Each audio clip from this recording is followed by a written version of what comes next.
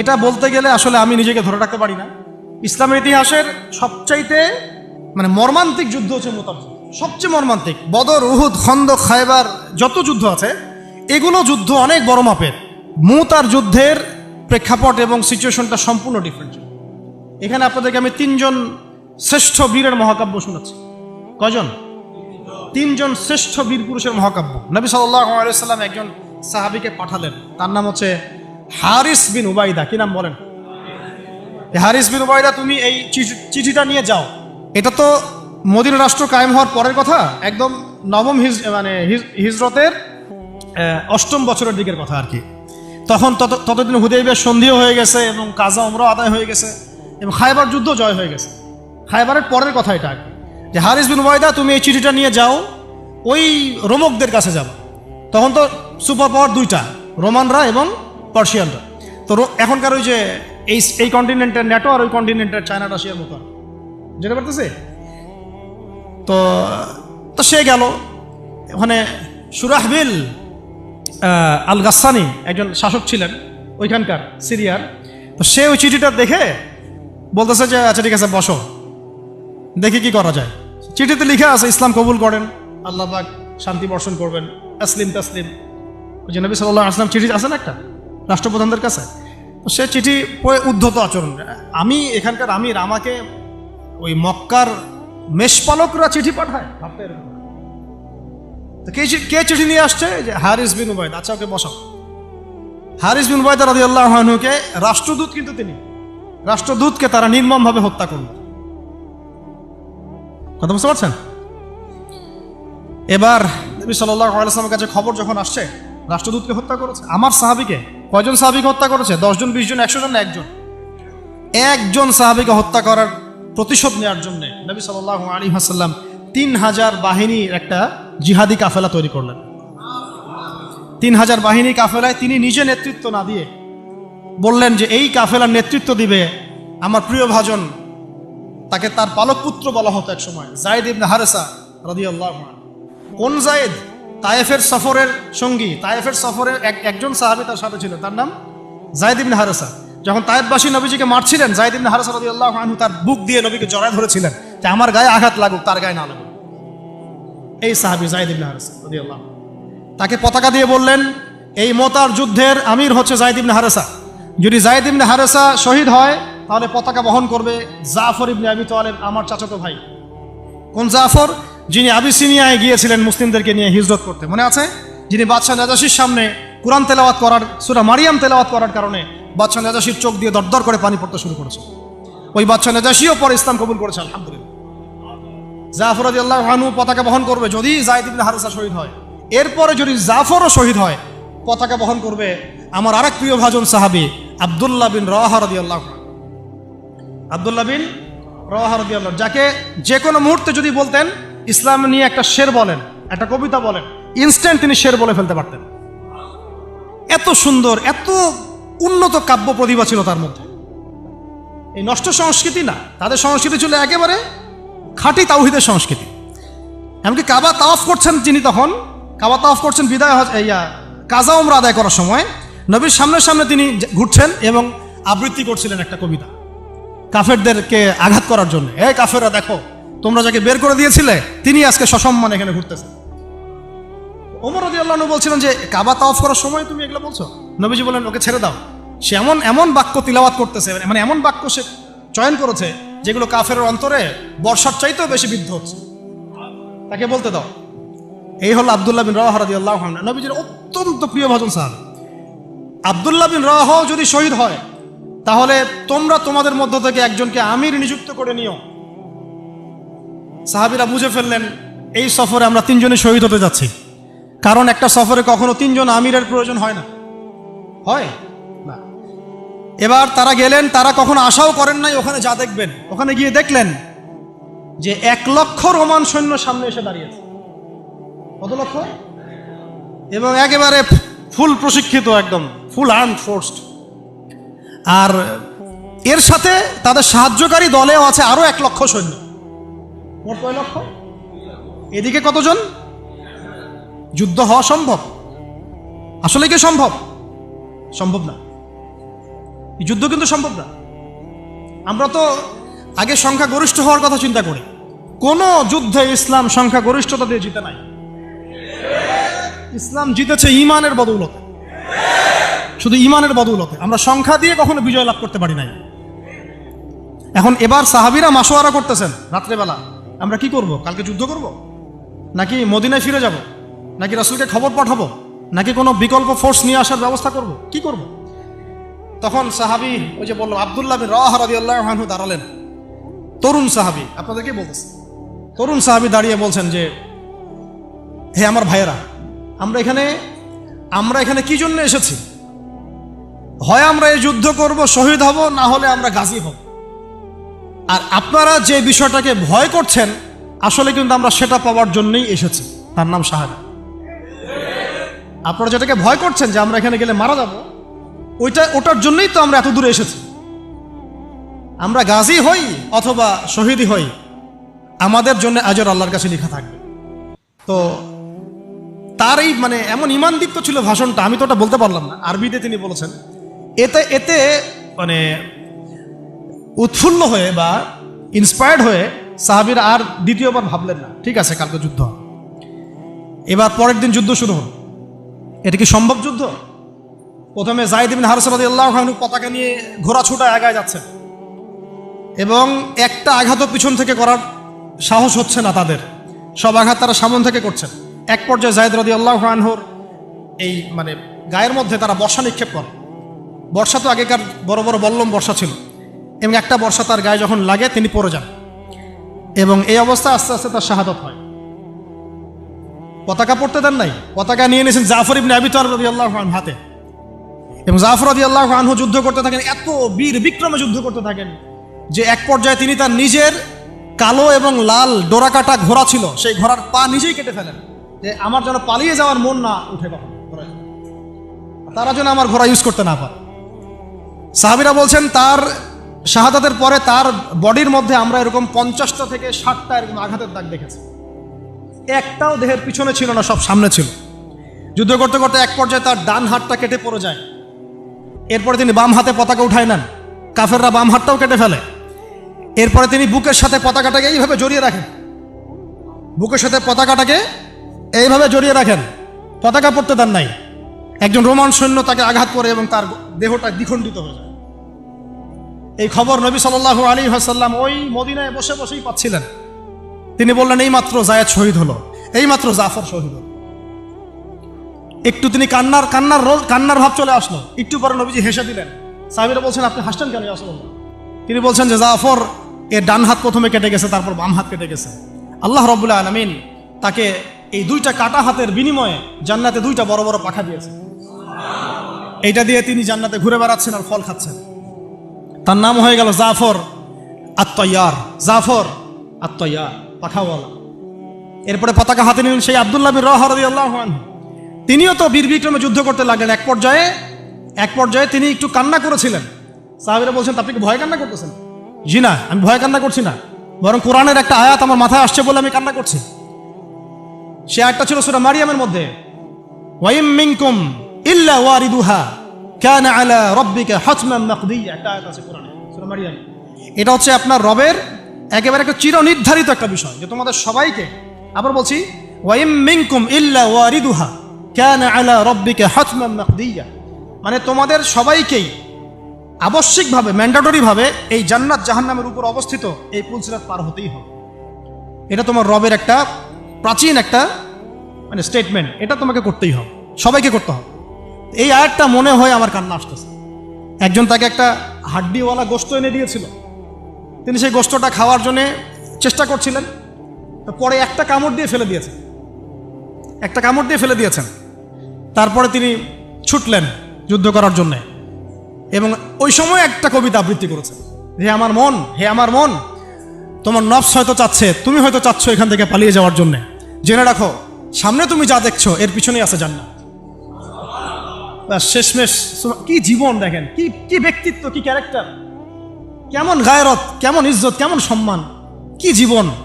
এরপরে তিনিও শহীদ হলেন, পতাকা হাতে তুলে নিলেন আল্লাহর বীর খালেদ বিন ওয়ালিদ রাদিয়াল্লাহু, তাকে পতাকা দেওয়া হল। তিনি কিন্তু নতুন মুসলিম হয়েছেন। উহুদের যুদ্ধের যে ক্রাইসিস, এটা কিন্তু তার হাতে। কাজা উমরা আদায় করতে গিয়ে নবীজি চিঠি লিখে দিয়েছেন, ছোট্ট করে একজনের দ্বারা লিখিয়েছেন যে খালিদকে চিঠিটা পৌঁছে দিও।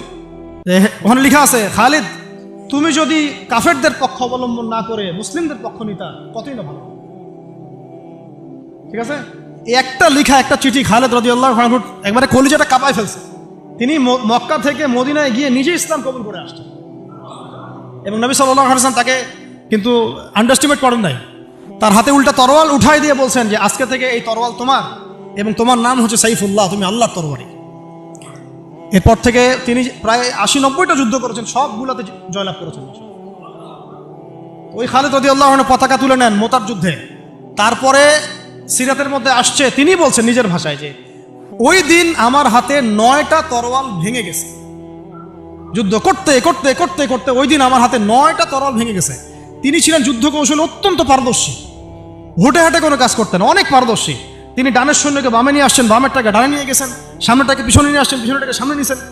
বর্ষা যারা ছিল তাদেরকে পিছনে নিয়ে আসছেন, তীরন্দাজদেরকে সামনে দিয়েছেন, মানে ওদেরকে ভেবা চাকা খাওয়াই দিয়েছেন যে ওরা মনে করতেছে এরা মনে হয় অনেক, হ্যাঁ এরা মনে হয় আরো বিকল্প ফোর্স নিয়ে আসছে মনে হয়। তো ওরা আস্তে আস্তে পিছনের দিকে যাওয়া শুরু করতেছে, আর এদিকে মুসলিমরা একটু একটু করে সেফ জোনে আসার চেষ্টা করতেছে পিছনের দিকে। ওরা ভাবতেছে পিছনের সামনে যদি আগাই হয়তো পিছন থেকে ওরা আরো সৈন্য নিয়ে আসছে, আমাদেরকে আক্রমণ করবে। এই আল্লাহ পাক ভয় চাপাই দিলেন, এরা পালায় চলে গেল। 3000 সৈন্য নিয়ে 2 লক্ষ সৈন্যকে পরাজিত করা হয়েছে। খালিদ রাদিয়াল্লাহু আনহু বললেন আমার হাতে সেই দিন 9টা তরোয়াল ভেঙেছে, আর শেষমেশ ছোট্ট একটা ইয়েমেনি চাকু দিয়ে আমি যুদ্ধ করেছি। তাহলে চিন্তা করেন কত কাফের মারা গেছে। আর মুসলিমদের মধ্যে মাত্র 12 জন সাহাবী শহীদ হয়েছে। মাত্র 12 জনকে তারা মারতে পারছে, বাকিদেরকে মারতে পারবে। এইগুলো হচ্ছে মহাকাব্য, জাজল্যমান মহাকাব্য, যেগুলো আমাদের এই প্রজন্মকে জানানো উচিত এবং আপনাদের মাথায় থাকা উচিত। প্রত্যেকটা সংগ্রাম, প্রত্যেকটা বিপ্লব, প্রত্যেকটা অভ্যুত্থানের পিছনে যেন থাকে আল্লাহর সন্তুষ্টি, আল্লাহর দিন কায়েমের চেষ্টা, আল্লাহর দিনের খেদমতের চেষ্টা এবং ইনসাফ প্রতিষ্ঠার চেষ্টা, এবং জালেমের বিরুদ্ধে আমাদের অবস্থান সবসময় শক্ত থাকবে ইনশাআল্লাহ। এরকম অনেক ঘটনা আছে, আমি আজকে আর বলার সুযোগ পেলাম না। ইনশাআল্লাহ আরও একদিন আল্লাহ যদি তৌফিক দেন ইনশাআল্লাহ তাআলা আমি আপনাদের সাথে আবার এগুলো নিয়ে সেশন করবো ইনশাআল্লাহ। তো শেষ করার আগে আমি জাস্ট 2-1টা নাম উচ্চারণ করতেছি। সেটা হচ্ছে আমার খুব পছন্দের একজন ব্যক্তিত্ব, ইমাম হুসাইন রাদিয়াল্লাহু আনহু। নাম মনে আছে না? তার কারবালার মাঠের ঘটনা আপনারা জানেন। এগুলো মহাকাব্য। তিনি সপরিবারে নিহত হলেন, শেষ পর্যন্ত কিন্তু আত্মসমর্পণ করেন না, করেছেন। তিনি প্রস্তাব দিলেন আমাকে ছেড়ে দাও, আমি মদিনায় চলে যাই, আমাকে ছেড়ে দাও, আমি মক্কায় চলে যাই, ছেড়ে দাও আমাকে, আমি কোনো সীমান্তে চলে যাই, সেখানে জিহাদ করে শহীদ হই। তারা কিন্তু সুযোগ দেয় নাই। আমাকে বলেন যারা তাকে আক্রমণ করেছিল তারা কি কালিমা পড়া মুসলমান ছিল না? বলেন তারা কি কাফের ছিল? তাহলে এখন কি ইমাম হোসেন যে এখানে প্রতিবাদ করলেন, হাতে অস্ত্র উঠিয়ে নিয়ে যুদ্ধ করে শেষ পর্যন্ত শহীদ হলেন, তার যুদ্ধটা কি সন্ত্রাসী কর্মকাণ্ড ছিল? ঠিক অনেকে আছে আমাদের সমাজে, তারা মনে করে যে মুসলিমরা যতই পাপ করুক না কেন ওদেরকে কিছুই বলা যাবে না। এমন একটা কনসেপ্ট আমাদের সমাজে আছে, মুসলিম তো আরে ভাই কালিমা পড়ছে, লা ইলাহা ইল্লাল্লাহ বলছে, তাকে আপনি কেন এইভাবে চার্জ করেন? আরে কালিমা তো আব্দুল্লাহ বিন উবাইও পড়েছিল। আব্দুল্লাহ বিন উবাই কি কালিমা পড়ে নাই? তাহলে কি আপনি তাকে মুমিন বলে গণ্য করবেন? মনে রাখবেন একটা কথা, যাকে তাকে কোনো ক্ষুদ্র বিষয়ে কাফেরও যেমন বলা যাবে না, আবার যাকে তাকে মুসলমানও বলা যাবে না।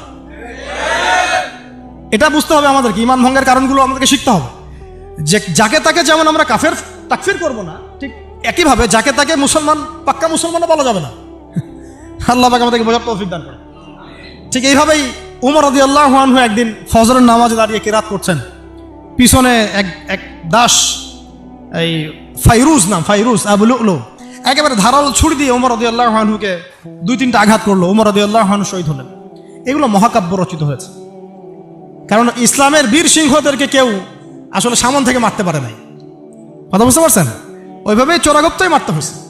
আল্লাহর কসম, উমর রাদিয়াল্লাহু আনহু যে জায়গায় শাহাদত বরণ করছেন ওই জায়গায় আমি দাঁড়াইছিলাম, ওই জায়গাতে আমি দেখে আসছি কোন জায়গায় তাকে শাহাদত বরণ করা হয়েছে। ওখানে ওইসব জায়গাগুলো জিয়ারা করলেও মনের মধ্যে এই চেতনাগুলো জাগ্রত। সুবহানাল্লাহ। আলী ইবনে আবি তালেব কুফার মসজিদে যাচ্ছেন, রাস্তায় এক ব্যক্তি তাকে চোরাগপ্ত হামলা চালিয়ে তাকে হত্যা করেছে। আল্লাহর বীর সৈন্যদেরকে কেউ সামন থেকে আঘাত করার সুযোগ পায় না। তো এগুলো হচ্ছে মহাকাব্য, জাজল্যমান মহাকাব্য। আরেকজন ব্যক্তির কথা জাস্ট বলে শেষ করে দিচ্ছি, অনেক আছে ভাই, বলতে থাকলে অনেক সময় লাগবে। রাজি একটা জায়গার নাম, ওখান থেকে কিছু লোক আসছে, এসে বলছে ইয়া রাসূলুল্লাহ আপনি আপনার কিছু সাহাবীকে পাঠান, আমরা ইসলাম কবুল করবো। ট্র্যাপ। আপনারা কেউ ভালো করে খেয়াল রাখবেন এগুলা, যে কেউ যখন তখন যাই বলবে হ্যাঁ হ্যাঁ করতে যাবেন না। মানুষের কথার পিছনে, ওদের কাজের পিছনে উদ্দেশ্য বোঝার চেষ্টা করবেন, ঠিক আছে? সবসময় কিন্তু আবেগে ভাসতে হবে না। আমরা কিন্তু এই জায়গায় ভুল করতেছি, অনেক ভুল হচ্ছে মাঝখানে। আমরা বিনয়ের সাথেই তাদেরকে বলবো যে ওলামা ইকরামদের সাথে মাশওয়ারা করে সিদ্ধান্ত নিতে, তাহলে ইনশাল্লাহ ভুলটা কম হবে ইনশাল্লাহ, ঠিক আছে? তো নবীজি 10 জনকে পাঠালেন, তারা দাওয়াত তো কবুল করেই নাই, হঠাৎ রাজি নামক জায়গায় তাদেরকে ঘিরে ফেললো, ঘিরে ফিরে 3 নিক্ষেপ করে 10 জন সাহাবী 7 জনকে শহীদ করে ফেলল। ট্র্যাপে মানে এমনও আছে যে ওয়াজ মাহফিলে ডেকে মানুষ অনেক আলেমদেরকে মানে খারাপ কিছু করে ফেলেছে, হ্যাঁ, এরকম হিস্ট্রি আছে। তো সতর্ক থাকতে হবে, সতর্ক থাকার চেষ্টা করে। এখন 3 জন সাহাবী যুদ্ধ চালিয়ে যাচ্ছেন, তারপরেও তার মধ্যে একজন হচ্ছেন খুবাইব রাদিয়াল্লাহু আনহু। কি নাম বলেন? খুবাইব রাদিয়াল্লাহু আনহু। খুবাইব রাদিয়াল্লাহু আনহুকে এক পর্যায়ে মানে আর কতক্ষণ পারা যায়, 100 জন ঘিরে ফেলছে, আমরা 10 জন, 7 জন শহীদ হয়ে গেছে, 3 জন বাকি আছে, কতক্ষণ পারা যায়? তো তারা বললো যে তোমরা পাহাড় থেকে নেমে আসো, তোমাদেরকে ছেড়ে দিব। 3 জন মাশওয়ারা করছেন, না নামা যাবেন, নামলে কিন্তু ওরা আমাকে ধরে ফেলবে। তারপরে বাধ্য হয়ে এক পর্যায়ে নামতে হয়েছে, নামার সাথে সাথেই একজনকে তারা মেরে ফেলছে, বাকি 2 জনকে তারা মক্কায় বিক্রি করে দিয়েছেন। ওই মক্কার 2 জনের মধ্যে একজন হচ্ছেন খুবাইব রাদিয়াল্লাহু আনহু। কি নাম? খুবাইব রাদিয়াল্লাহু আনহু। আরেকজনের নাম আসিম রাদিয়াল্লাহু আনহু। আসিম রাদিয়াল্লাহু আনহুকেও তারা হত্যা করেছে এবং তার লাশটাকে বিকৃত করার চেষ্টা করেছিল। কিন্তু আসিম রাদিয়াল্লাহু আনহু ওই সময় দোয়া করেছিলেন, আল্লাহ আমার লাশকে কোনো কাফেরের হাতে বিকৃত হতে তুমি দিও না। যুদ্ধ করতে করতে কথাটা বলেছেন, কারণ তিনি বুঝতে পারছেন যে 100 জন ঘিরে ফেলছে, ওদের একটা ট্রেডিশন ছিল লাশ বিকৃত করা, যে আল্লাহ আমার লাশটাকে তুমি কোনো কাফেরের হাতে বিকৃত করতে দিও না। তখন আল্লাহ রাব্বুল আলামিন তার শাহাদাতে পড়ে এক ঝাঁক ভেমরুল পাঠায় দেন, তারা তার গায়ের উপর বসে পড়ে, কোনো কাফের তাকে হাত দিতে পারে না। আল্লাহ পাক এভাবে সাহায্য করে। আর এইদিকে খুবাইব রাদিয়াল্লাহু আনহুকে বিক্রি করে দেওয়া হলো মক্কায়, তাকে জেলখানায় রাখা হচ্ছে। তো খুবাইব রাদিয়াল্লাহু আনহু জেলখানায় বসে আছেন, এটা একটু শুনেন আপনারা। জেলখানায় বসে আছেন, তার খুরের কাজের প্রয়োজন হয়েছে। ছেলেদের প্রয়োজন হয় না? খুরের কাজ তো বুঝতে পারছেন, অ্যাডাল্ট আপনারা। তো খুর চেয়েছেন, একটা খুর, আমাকে একটা খুর দাও। এখন কথা হচ্ছে খুবাইব রাদিয়াল্লাহু আনহু খুর চাইছেন, খুর দেয়া হয়েছে, তারা খুর দিচ্ছেন। তো খুর কাজ শেষ করার পরে ওই কাফেরদের একটা বাচ্চা, ছোট বাচ্চাটা দৌড়াদৌড়ি করতে গিয়ে ওই জেলখানার ভিতর ঢুকে গেছে, খুবাইব রাদিয়াল্লাহু আনহুর কাছে চলে আসছে। তো খুবাইব রাদিয়াল্লাহু আনহু কিন্তু পারতেন তাকে জিম্মি করে ওখান থেকে বের হইতে, পারতেন না? তিনি কোলে বসে আদর করতেছেন বাচ্চাটাকে, যার বাচ্চা সে তো আতঙ্কে, এইবার তো অবস্থা খারাপ, আমার বাচ্চাকে মেরে ফেলে তো সমস্যা আছে। তো খুবাইব রাদিয়াল্লাহু আনহু তাকে ছেড়ে দিলেন এবং আল্লাহ পাক ওই জেলখানার মধ্যে আল্লাহর পক্ষ থেকে তাকে আঙ্গুর খাওয়ালেন। ওই সময় ওই আঙ্গুর কথা পাওয়া যাচ্ছে না, কিন্তু জেলখানায় তিনি বসে আঙ্গুর খাচ্ছেন। তো কাফেররা বলেছে নিজেরাই যে খুবাইবের চেয়ে শ্রেষ্ঠ কোনো বন্দী আমরা কখনো দেখি না, খুবাইবের চেয়ে শ্রেষ্ঠ কোনো বন্দী আমরা কখনো দেখি না। খুবাইব রাদিয়াল্লাহু আনহুকে এরপরে মক্কার বাজারে নিয়ে যাওয়া হয়, একটা গাছের কাছে নিয়ে গিয়ে, শেষ করে দিচ্ছি লাস্ট পয়েন্ট, তাকে শুলদণ্ড দেওয়া হয়। কি দণ্ড? শুলদণ্ড। এটা আপনারা বুঝবেন না, এটা এমন না যে গলায় ফাঁসি দেওয়া। শুলদণ্ড কি একটু সার্চ করে দেখেন। লোহা পিছন দিয়ে মানে শরীরে একটা পাশ দিয়ে ঢুকিয়ে আর একটা পাশ দিয়ে বের করে দেওয়ার নাম শুলদণ্ড। নাউযুবিল্লাহি মিন যালিক, সুবহানাল্লাহ, লা হাওলা ওয়ালা কুওয়াতা ইল্লা বিল্লাহ। কি মানুষ! তখন তাকে বলা হচ্ছে, তোমাকে যদি শুলদণ্ড না দিয়ে মুহাম্মাদকে তোমার জায়গায় নিয়ে আসি, তুমি কি খুশি হবা? তিনি বলছেন, আমার জায়গায় মুহাম্মাদের একটা চুলও যদি বাঁকা হয় আমি সেটাও সহ্য করব। তুমি কি চাও বলো, শেষ খয়েশ কি? তখন খুবাইব রাদিয়াল্লাহু আনহু বলছেন, আমার শেষ ইচ্ছা হচ্ছে 2 রাকাত নামাজ পড়া। 2 রাকাত নামাজ পড়ার সুযোগ দেওয়া হলো। তিনি একটু শর্টকাটে নামাজ পড়লেন, বললেন যে আমি যদি নামাজ লম্বা করতাম তোমরা হয়তো বলাবলি করতে যে আমি ভয় পাচ্ছি। এরপরে তিনি 2টা কথা বলেছেন। এটা শেষ পয়েন্ট। 2টা কথা বলেছেন। একটা হচ্ছে সমস্ত মানুষদেরকে লক্ষ্য করে তিনি বলেছেন দোয়া, আল্লাহর কাছে হাত তুলে দোয়া করেছেন, আল্লাহুম্মা আহসিহিম আদাদা, আল্লাহ তুমি একটা একটা করে এদেরকে গুনে রাখো। ওয়াকতুলহুম বাদাদা, এবং তাদের একটা একটা করে তুমি হত্যা করবা। কে বদদোয়া করতেছেন? এবং কি শেষে একটা লাইন আছে, ওয়ালা তাতরুক মিনহুম আহাদা, আল্লাহ তুমি তাদের একজনকেও বাকি রেখো না, তুমি সবগুলোকে আল্লাহ তুমি একটা একটা করে হত্যা করো। পরবর্তীতে আসলে কিন্তু হয়েছেও তাই, বিভিন্ন সময় এরকম কনফ্লিক্ট হয়েছে। তো তবে কিছু মানুষকে আল্লাহ ইসলাম কবুলের সুযোগ দিয়েছেন শেষ পর্যন্ত হয়তো। এরপরে তিনি দোয়া করছে, এরপরে তিনি একটা কবিতা আবৃত্তি করেছিলেন, এটা আমাদের আজকের আলোচনার শেষ অংশ। ওই অবস্থায় তিনি কবিতা আবৃত্তি করছিলেন। এই কবিতাটা আমরা সবাই যেন মুখস্থ করার চেষ্টা করি। অনেক সিরাতে অনেকভাবে আসছে, আমি আমার মতো করে বলার চেষ্টা করছি। তিনি অনেক 12-14 লাইনের একটা কবিতা আবৃত্তি করেছিলেন। তার শেষের 4টা লাইনে তিনি বলেছিলেন যে ওয়ালাস্তু উবালি হিনা উকতালু মুসলিমান, আমি কোনো পরোয়াই করি না যখন আমাকে মুসলিম হিসেবে শহীদ করা হচ্ছে। ওয়ালাস্তু উবালি হিনা উকতালু মুসলিমান আলা আই জামবিন কানা লিল্লাহি মাসরাই, আমাকে যেদিকেই পাশ ফিরিয়ে হত্যা করা হোক না কেন সেই পাশটা আল্লাহর জন্যই। ওয়াযালিকাল ইলাহ ওয়া ইন ইয়াশা, তিনি এমন একজন ইলাহ যিনি চাইলে ইউবারিক আলা ফি কুল্লি শিলউইন মুমাজ্জা, তিনি আমার প্রত্যেকটা হাড়ে রক্তে মাংসে বরকত দিতে পারেন। এরপর তাকে শহীদ করা হয়। তো প্রিয় ভাইয়েরা, অনেক আলোচনা হলো, করতে থাকলে সারা রাত চলে যাবে, একদিনে তো সব বলা যাবে না। তো ইনশাআল্লাহ আমরা প্রতি মাসে যদি একটা করে সেশন করতে পারি, ইনশাআল্লাহ তাহলে আমাদের জন্য অনেক নফিল।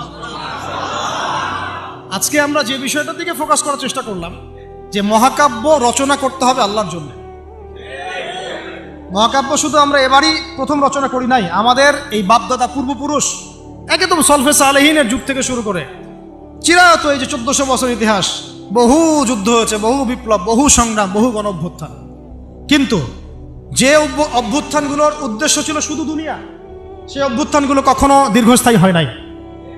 যে অভ্যুত্থানগুলোর উদ্দেশ্য ছিল, বিপ্লবগুলোর উদ্দেশ্য ছিল শুধুমাত্র দুনিয়ার স্বার্থ হাসিল করা, সেগুলো পশ্চিমকালেও পরকালে কোনো আজর পাবে না। আর যে বিপ্লব, যে গণ অভ্যুত্থানগুলো শুধুমাত্র আল্লাহকে রাজি খুশি করার জন্যে, আল্লাহর দ্বীনের জন্যে, তার নবীর জন্যে, ইসলাম প্রতিষ্ঠার জন্য কায়েম করা হয়েছে, সংগঠিত হয়েছে, শুধুমাত্র সেগুলোই দুনিয়াতেও সফল হয়েছে, পরকালও সফল হবে ইনশাআল্লাহ। এবং আমাদের এই ভাইদের ত্যাগগুলোকে আমরা যেন বিফলে যেতে না দেই। এই নতুন বাংলাদেশে তাদের যে মহাকাব্য, এগুলোকে যেন আমরা স্মরণ করে রাখি। এবং এই স্মরণীয় করে রাখতে হলে আমাদেরকে এই মানুষগুলোর মতো মহাকাব্য রচনা করতে হবে। আল্লাহ পাক আমাদের সবাইকে কথাগুলো বোঝার তৌফিক দান করে। তো মাঝখানে একটা কথা বলতে আমি ভুলে গিয়েছিলাম, এখন মনে পড়লো, বলে দেই, নাহলে পরে ভুলে। ওই যে মিদআমের কথাটা আপনাদেরকে বললাম, যে বাইতুল মাল থেকে কি চুরি করছে। হ্যাঁ, আপনারা যারা গণভবন থেকে এত কিছু নিয়ে আসছেন, এখন বুঝেন কি করবেন। এটা তো বাইতুল মাল হয় নাই ভাই, ওটা কি বাইতুল মাল? এখন এই রাষ্ট্রের কি কোনো আমির আছে যে এটাকে বন্টন করে দিচ্ছে আপনাদের মধ্যে? তা তো করে নাই। তাহলে ফ্রিজ ট্রিজ, মাছ মাংস, ডিম দুধ, কলা যে নিয়ে আসলেন, এটা কি হবে এখন? যাক, এটা আল্লাহ পাক যেন মাফ করে দেন, দোয়া করি। আল্লাহ রাব্বুল আলামিন আমাদের সবাইকে নবী সাল্লাল্লাহু আলাইহি ওয়াসাল্লামের সিরাত পড়ার তৌফিক দান করেন, সিরাতের আলোকে দিন বোঝার তৌফিক দান করেন। সেই দিন নিজে পালন করব, নিজের পরিবারে কায়েম করব, সেই ইলম অনুযায়ী আমল করব, হালাল খাবো এবং দ্বীনের খিদমত